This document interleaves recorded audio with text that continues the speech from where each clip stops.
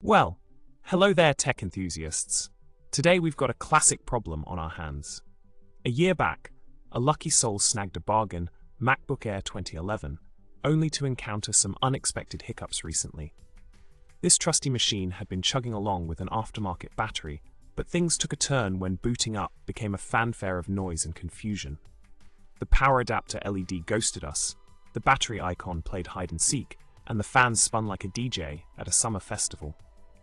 What could possibly be causing this problem, you ask? Let's unravel this mystery together. In the quest for a solution to our MacBook Air saga, we find ourselves at a crossroads. Opening up the device seems like a wise choice, especially considering its vintage charm and repair-friendly design.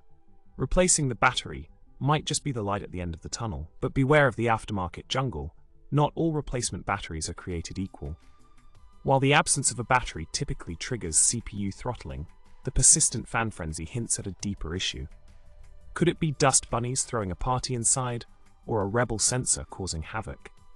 Time for some detective work, and perhaps a little SMC reset might just do the trick.